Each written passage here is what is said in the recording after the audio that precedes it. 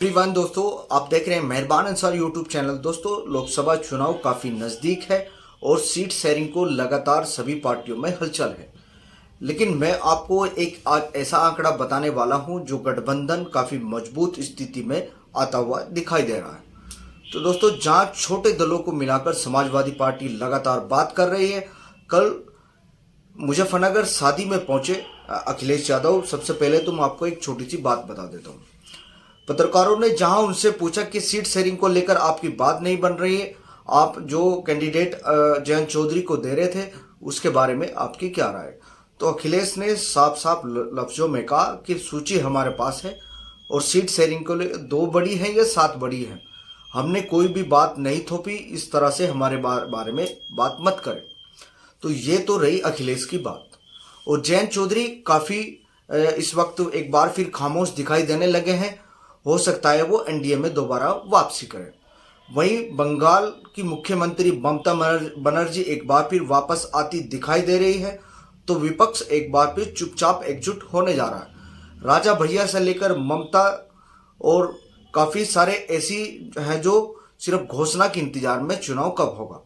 काफ़ी सारी पार्टियां इंडिया अलायंस को मजबूत करने में लगी हुई है कि नेता कौन होगा और कौन देश का प्रधानमंत्री बनेगा। इसको लेकर इंडिया अलायंस लगातार एकजुट हो दिखाई दे रही है। वहीं जयंत चौधरी की अगर हम बात करें तो उत्तर प्रदेश में जयंत चौधरी अब फंसते हुए दिखाई दे रहे हैं, क्योंकि उनको जो दिलासा दी गई थी, उनके लिए जो बात कही गई थी, वो अभी तक पूरी नहीं हो पाई। उनके जो लोगों के बयान थे वो अभी एकदम शांत दिखाई दे रहे हैं। तो ये साफ संकेत नजर आ रहे हैं कि जयंत चौधरी इंडिया गठबंधन में वापस आ सकते हैं। वहीं ममता बनर्जी ने भी साफ कर दिया है कि सीट शेयरिंग होगी, और सीट शेयरिंग वो एक नहीं 3 राज्यों में सीट शेयरिंग करने जा रहे हैं।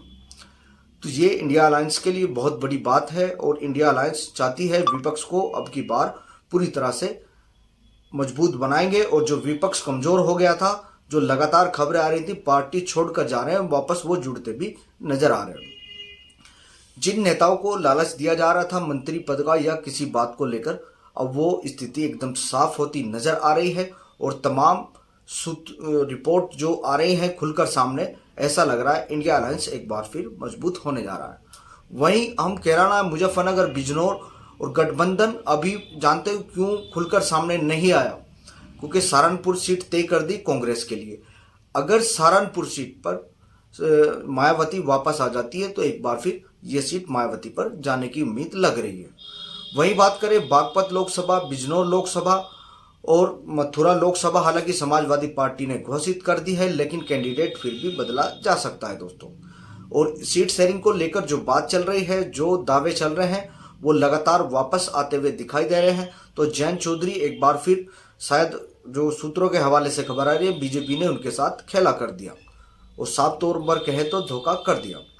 लेकिन ये कहीं ना कहीं इंडिया अलायंस एक बार फिर दोबारा से जुड़ता हुआ दिखाई दे रहा है और लगातार तमाम मीडिया रिपोर्ट्स आ रही हैं। अब बात करें तो उत्तर प्रदेश में 80 लोकसभा सीटें हैं, जिस पर इंडिया अलायंस की अभी तक 2 पार्टियों ने सिर्फ घोषणा की है। 17 पर कांग्रेस लड़ेगी और 1 सीट समाजवादी व कांग्रेस, नगीना जो सीट है वो चंद्रशेखर रावण को देने वाली है। और चंद्रशेखर आजाद जो है भीम पार्टी के अध्यक्ष, उनको नगीना लोकसभा सीट से चुनाव लड़ाने वाली है। तो 1 सीट उनके पास चली गई, 62 सीट अभी भी समाजवादी पार्टी के पास हैं। ये आने वाला समय बताएगा वे अधिक सीट और शेयरिंग किस किस दल के साथ कर सकते हैं। वहीं बात करें तो राजा भैया को भी सीट देने की बात कही जा रही है। 1 या 2 सीट राजा भैया को भी दी जाएगी, पल्लवी पटेल को भी 1-2 सीट दी जाएगी। और जो छोटे दल हैं, लगातार समाजवादी पार्टी उनसे बात कर रही है, उनको अपने साथ जोड़ने की पूरी कोशिश कर रही है। तो इंडिया अलायंस में कहीं ना कहीं दोबारा एक बार मजबूती आ गई है। और जो खबरें चल रही हैं लगातार जयंत चौधरी की एनडीए छोड़कर वापस इंडिया अलायंस में आने की, वो एकदम सूत्रों के हवाले से खबर है कि बात बिल्कुल पक्की है। एनडीए में उनकी बात नहीं बन पा रही, वो इंडिया गठबंधन में वापस आ सकते हैं। तो जो इंडिया अलायंस को जो पार्टियां मजबूत करने में लगी है, उन सब के लिए बहुत बड़ी खुशी की बात होगी और खुशी की उनके लिए काफ़ी अच्छा भी होगा। और जयंत चौधरी के लिए भी काफ़ी अच्छी बात ये साबित होने वाली है और काफ़ी वो मजबूती से एक बार फिर पश्चिम उत्तर प्रदेश में अपनी छाप छोड़ सकते हैं। जिस तरह से बात चल रही थी कि स्वामी प्रसाद मौर्य ने अलग पार्टी बना दी, अलग लेवल अपना बना लिया, लेकिन उन्होंने भी अपना साफ कह दिया है कि मैं इंडिया गठबंधन को ही अपनी पार्टी का समर्थन करूंगा। तो ये जो लगातार मीडिया रिपोर्ट्स में लगातार कुछ ना कुछ आ रहा है, इन तमाम तरह की खबरों को और तमाम तरह की बातों को अगर समझे तो कहीं ना कहीं इंडिया अलायंस दोबारा मजबूती के साथ उत्तर प्रदेश में उतर सकता है। और राज्यों में क्या हाल है उसके भी समीकरण हम आपको जल्दी बताएंगे। लेकिन आप ऐसे ही हमें सपोर्ट करते रहिए, प्यार करते रहिए, मैं आप सबको ऐसे ही अपडेट देता रहूँगा। तो वही बात करें हम कैराना लोकसभा व मुजफ्फरनगर लोकसभा में, एक बार फिर दोनों ही प्रत्याशी मजबूत स्थिति में नजर आ रहे हैं। अभी बीजेपी ने अपने पत्ते नहीं खोले, कैराना से या कहां से कौन कैंडिडेट होगा अभी फाइनल लिस्ट बीजेपी की भी नहीं आई।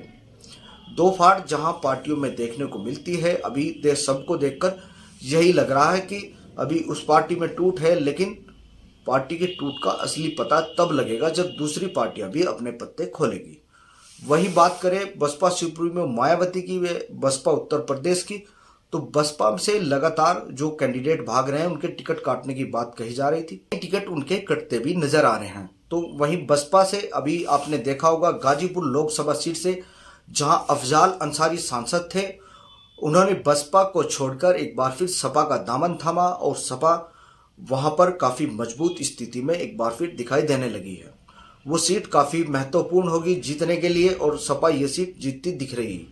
वहीं बात करें तो ब्रजेश सिंह बदायूं सीट से चुनाव लड़ने वाले थे, लेकिन वो चुनाव के दावेदार भी हैं बदायूं से, लेकिन समाजवादी पार्टी ने वहां बहुत बड़ा खेल कर दिया है। बदायूं सीट पर जहां धर्मेंद्र यादव की जगह कद्दावर नेता जो समाजवादी पार्टी के माने जाते हैं शिवपाल यादव को वहां पर उतार दिया है, तो ब्रजेश सिंह का खेल वहां पर बिगड़ सकता है। और ये देखने वाली बात होगी कि इंडिया अलायंस में और अन्य कौन सी पार्टियां शामिल होगी। तो लगातार मैं आप सबको ऐसे ही अपडेट देता रहूंगा, तो बने रहिए आप मेहरबान अंसारी चैनल यूट्यूब चैनल के साथ। ऐसे ही लगातार हम आपको अपडेट देते रहेंगे, आप भी हमें ऐसे ही सपोर्ट करते रहिएगा। बाकी सारी अपडेट आपको हम अगली वीडियो में देंगे। तो तब तक के लिए आप बने रहे मेहरबान अंसारी यूट्यूब चैनल के साथ। धन्यवाद।